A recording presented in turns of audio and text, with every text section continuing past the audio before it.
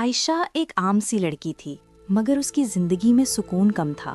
وہ دیر رات تک موبائل استعمال کرتی، نماز میں سستی کرتی اور اکثر بے چینی کا شکار رہتی۔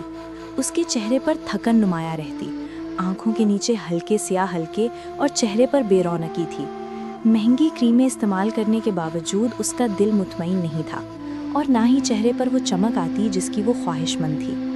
ایک دن اس کی نانی نے نرمی سے کہا، بیٹی، اصل خوبصورتی دل کے سکون سے آتی ہے اور دل کا سکون اللہ کی یاد میں ہے۔ یہ بات عائشہ کے دل میں اتر گئی۔ اس نے آہستہ آہستہ اسلامی رہن سہن اپنانا شروع کیا۔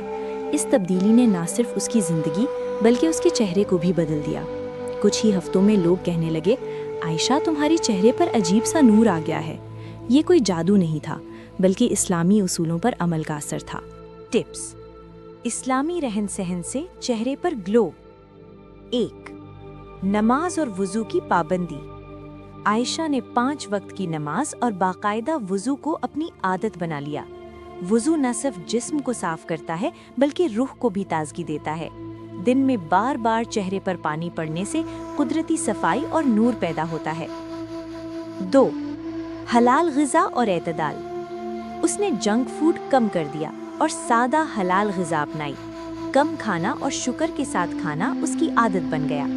حلال رزق کا اثر سیدھا دل اور چہرے پر پڑتا ہے، جس سے چہرے کی رنگت نکھرنے لگتی ہے۔ 3.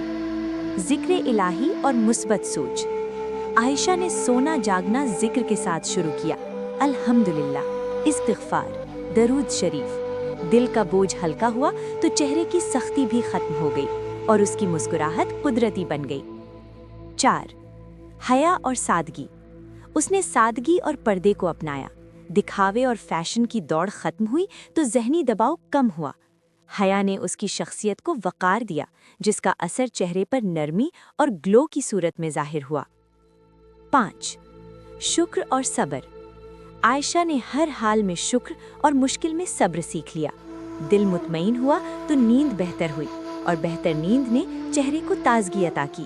پہلے اور اب کا فرق۔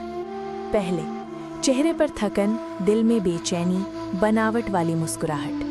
اب چہرے پر قدرتی نور، آنکھوں میں سکون اور مسکراہٹ میں خلوص۔ سبق: اسلامی رہن سہن صرف عبادت نہیں بلکہ ایک ایسا پاکیزہ طرز زندگی ہے جو دل کو سکون اور چہرے کو قدرتی گلو عطا کرتا ہے۔